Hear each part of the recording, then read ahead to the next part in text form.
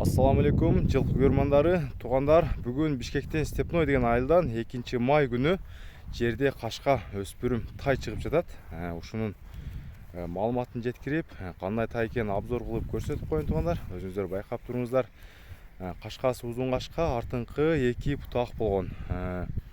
Бунун кличкасы Кабирхан деп негизи коюлган туғандар. Эми жакшы жылкынын кличкасы жакшы ниет менен коюлган негизи. Бут колдору таза. Боюнун бийиктигине келсек, бою 1,52 см чыгат. Мына бут колдору бир жеринде кемчиликтери жок. Астыга түз эле жетиле берсин, астыга жетиле койгон. Мына баскандарына көрүңүздөр. Өзү жерде кашка тугандарына. Бою 1,52, 1 жаш чыккан тугандар.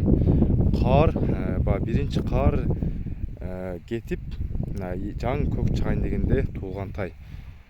Бир жыл эсеби 1 жаштыкта. Негизи биз кыргызда негизи эле 10 ай же 11 ай деп айтылбайт, бизде только жыл эсебине айтылат тугандар. Баасы да жөнү болот. Тайды байкап коюңуздар. Бир узун жетилеп коюңуз. Ха, жандар. Узун жетилеп да көрсөтүп жатабыз. Ден соолуктарына кепилдик бар. Мойну да ушундай келишкен, узун, негизи өсө турган жылкы. Тай көрүп турасыздар, өзү суагай, курсак десеңиз курсактар бар, каш кабагы баары жакшы.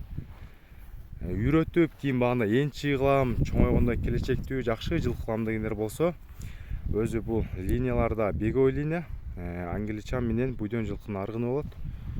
Аламанга дагы, казан улакка дагы жарай берет, себеби бою да чоң болот, кудай кааласа. Көрүңүздөр, баа бериңиздер, видеого класс басып коюңуздар.